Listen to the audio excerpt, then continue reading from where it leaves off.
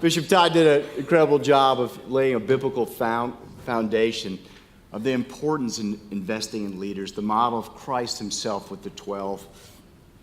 And I've been asked to bring that out into a practical way because the heart of the Anglican mission from the beginning was to create a culture that invests in leaders.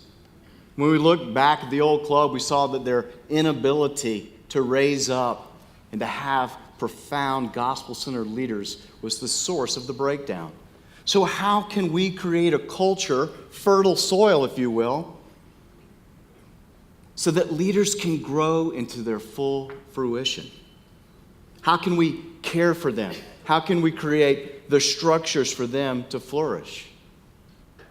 We're all desired to be in a community of other leaders that are like-minded, that spur us on, that laugh with us, that celebrate with us, who are there with us in the hard times and the good times. How do we create that culture that's safe enough for leaders to have the humility to say, I am broken, and I need healing. I need to grow as a leader. I'm not there yet. And so that's the heart of the mission. That's our vision. And I think one of the key ways we need to go about that is regaining the vision and regaining the biblical image of the body. All too often, I think in our world, this Western, modern world that kind of looks at things like machines. In many organizations, many companies, and dare I say, many times in the church, our leaders and our people, we have this machine image. And in a sense, you're just a cog in the wheel. And you're useful as long as you work and you get things produced and everything's moving smoothly. But if you're broken or you break or you're not thing, you're replaceable. And we'll just remove you and put another cog into the machine and things will keep going. You see, this understanding of leadership that I think we've all experienced where we feel used, we feel we're only as good as the last success that we've had, is dehumanizing. It's antithetical to the message of the gospel. It's antithetical to the image of the body of Christ that says, you are made in the image of God. And Scripture says if you're a leader, then lead and lead well. We need you. If you're not here, the body is incomplete. And sure, we understand there's times of great success and there's times of hurt and brokenness. There's rhythms within the body, but you're part of us. You're irreplaceable. And we want to allow you to be all that you've created to be. You were made in the image of God. You are fearfully and wonderfully made. So how do we regain that image? Because the problem is this, is that our leadership is under attack and the statistics are mind-blowing. Never have Christian leaders ever felt more isolated, more alone, more depressed, more reports of hidden sin, of the need for healing, but the fear of expressing it, more moral failure. The stats have gotten to this point. 5 years after you graduate from seminary, more than 50% of the people will be out of full-time Christian ministry. It's incredible. They have been isolated and attacked. Furthermore, what the studies have found is that the clergy are the last to admit they need help. Now, I don't want to point just the finger at clergy. We are that way. We like to be the rock. We want to be the island. We want to be the model. We're supposed to be the icons of Christ. And we take that too far and we think we have to have it all put together. We're the professional Christians. And we have to act like my marriage is good, my family's good, and all these things are all in order. And if I keep asking for help, they're going to probably think I'm not that great of a leader. But also we have congregations that add to that as well. And the expectations that are placed upon our leaders are often so high. We want to put our leaders on the pedestals, but then we're quick to let them fall. And finally, clergy say this: I don't have a safe place to be truly honest, to show my heart, to let it all out there. Where is it really safe for me to say the things and to cry and to weep and to say, I believe, help my unbelief? I don't have that circle of trust in my life. So Lilly did a foundation because they were aware of this, and they said, we want pastors to flourish. And they spent $84 million on a study called Sustaining Pastoral Excellence. How is it that we can teach churches, vestries, to care for their clergy? And how can we teach clergy to prioritize the need for them to grow as leaders? Here are some of the things they found out. Is that one of the key indicators of healthy clergy over a lifetime is that they build into their lives rhythms of regeneration, of restoration, of recreation. And here's the challenge with that. What they found out is that they all need that so they can be inspired, they can recapture vision, and they could lead well. But it also showed this, and they can't make that happen on their own. So when our leaders are on the front lines of ministry and they're in the battle, okay, the Army figured this out. You can't be on the front lines all the time or you become ineffective.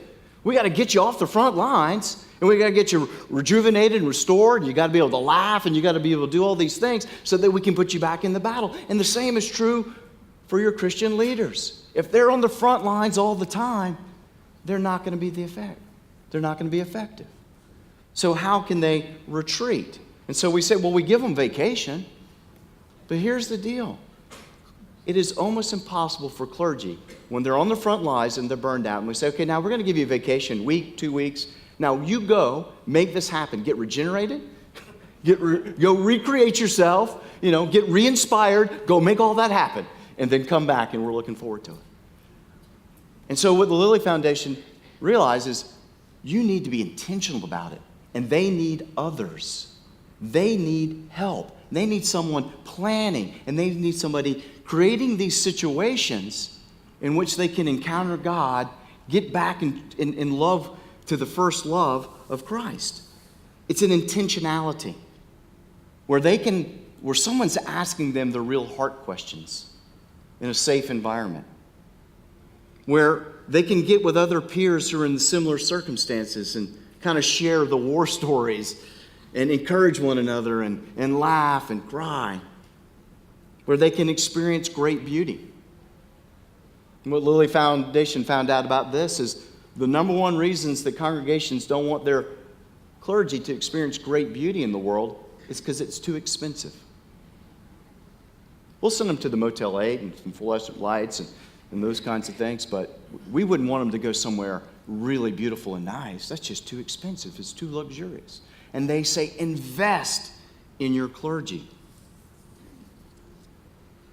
So, in light of this, and this conversation that's been going on in the Anglican mission, what is our response?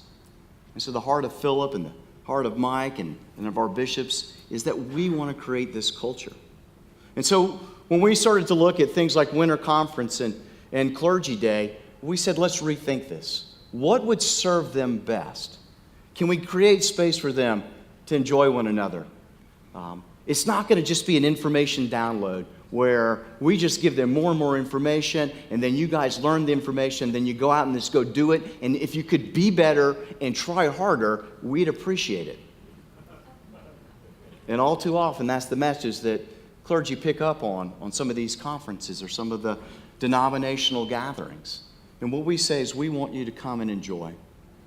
We want you to relax. We want to get you with your friends. We want you to create times of intimacy. We want you to create a space where you can worship the living God. We want to create a space where you can receive ministry and receive prayer and receive words from God.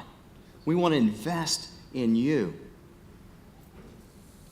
And we said we want to create a culture. We call it a coaching culture, but it's a culture, again, of asking questions. And the heart of this is the desire to be with others. And I'm convinced of this when we get to heaven. The Lord's going to say, you know what, there was a lot of mystery in there, but when I sent everybody out 2 by 2, what did you miss? And so many times clergy are out there doing it alone. by themselves, isolated and alone. Of course, those are the guys who get picked off first. So how can we commit to that? How can we live into the whole vision of the Trinity as we heard earlier today? The nature of other is love. We need to be in communities and in cultures where we can experience the love of others. And so how can we focus on that? Who is helping you ought to be a question we ask each other on a regular basis. And we ought to have answers to that. I'll tell you who's helping me now. I have a spiritual director. I'm getting with my bishop. I have a confessor. I have a coach. I have a community of a band of brothers who I pray with. And if the answer is who is helping you and you say, nobody, yellow flag, you're in trouble. So why? Why do we do this? Because our culture, if you haven't noticed, is ever increasingly becoming mean-spirited. Turn on the news. Jealous, backbiting, slanderous, untrustworthy, stab us in the back, competition, you, me, I'm better than you. Can you see the difference? And that culture is slipping into the church, unfortunately. And most pastors report that within their church or within their organization, those habits are seeping in. And so in the Anglican mission, we say, we are going to create a culture that honors one another, that lives into the call that Christ gave us in Philippians. As we imitate his humility, if you have any encouragement from being united with Christ, any comfort from his love, any fellowship with the Spirit, any tendencies and compassion, then make my joy complete by being like-minded, having the same love, being one in spirit and purpose. Do nothing out of selfish ambition or vain conceit, but in humility consider others better than yourselves. Each of you should not look only to your own interest, but also to the interest of others. Do everything without complaining or arguing, that you may become blameless and pure, children of God without fault, in a crooked and depraved generation. That's what we're working towards. We're not there yet, but we're going to get there. We're committed to it. And see, as Todd says earlier, leaders just don't happen. It's because we invest in them. And the way that we will grow as a society and as a mission is if we steward our leaders well, we cannot stop the growth. If we become known that if you join this organization and you're a leader in it, you're going to be cared for over a lifetime. You're going to be supported. You're going to be loved. You're going to be encouraged. You won't be able to stop them from coming. It's the parable of the stewards. If you are faithful in little, I will entrust you with much. Let's be faithful to our guys. One of the expressions of this that you heard Philip mention is the Anglican Leadership Initiative. And what it desires to do is to say, I know you've been on the front lines. I know you've been battling. And we're going to create a space for you where you're going to disconnect from the world. You're going to shut down your email. You're going to turn off your phone. We're going to take you to a place of great beauty. And we're going to create rhythms for you of worship and prayer, of solitude, of joy and fun, and of challenge. And we're going to ask the heart questions about your calling and about your gifting. And we're going to get you back in touch with your first love for Christ, of why you got into this thing in the beginning. And you're going to be encouraged. And you're going to be built up. And you're going to laugh. And you're going to cry. And you're going to have time with the Lord. And he will inspire you. And you will be able to be refreshed and regenerated and come back to the front lines to be more effective for Christ. So the future of what we hope is that we will live into this vision. And when we fall short, we want to be evaluated on that. And where things are out of order, we want to be corrected. And we're going to invest in our leaders over a lifetime. And we're going to model Christ's example of humility. And that's our greatest joy, is to allow you to be all that God has created you to be. Amen.